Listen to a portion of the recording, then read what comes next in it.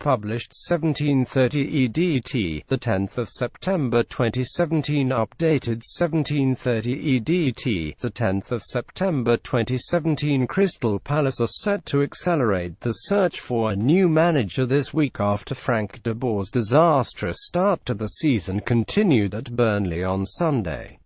Sam Allardyce and Roy Hodgson are two of the leading candidates under consideration, with de Boer on the brink of becoming the first managerial casualty of the Premier League season after his team slumped to the fourth successive defeat of the season at Turf Moor.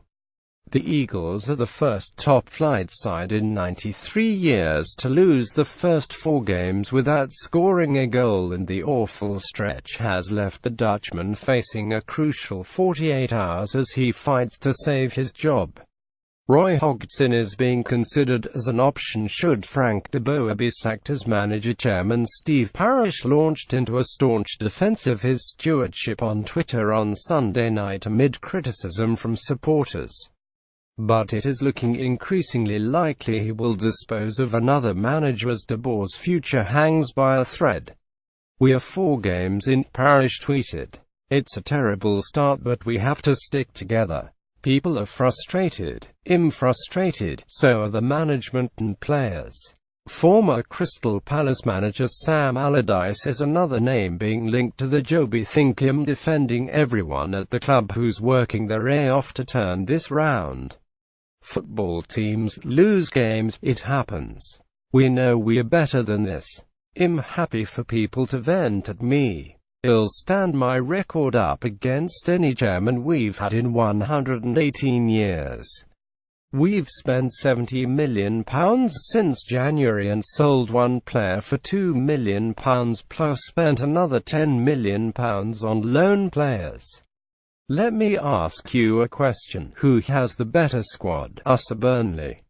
We just can't keep on spending and spending." 90% of fans wanted Mamadou Sakho, which was always going to limit what we could do. De Boer's Palace have lost every game this season and are yet to score a Premier League goal despite Sunday's loss. Palace provided signs of improvement against Burnley, but sources claim it is a matter of when, not if, de Boer is fired. Palace would prefer to have de Boer's replacement lined up before making a final decision to part with the former Ajax boss. And it seems the lack of outstanding candidates for the position is providing de Boer with a stay of execution. Crystal Palace chairman Steve Parish has responded to fans after criticism on social media. There is a desire from members of the Palace hierarchy for Allardyce to make a return to the club he surprisingly left at the end of last season after successfully leading the club to Premier League safety during his 6-month stint in South London. Sportsmail understands initial overtures to the Allardyce camp have already taken place. However, the former England manager may be reluctant to return to Selhurst Park given he only left in the summer. Hodgson is also an option for Palace.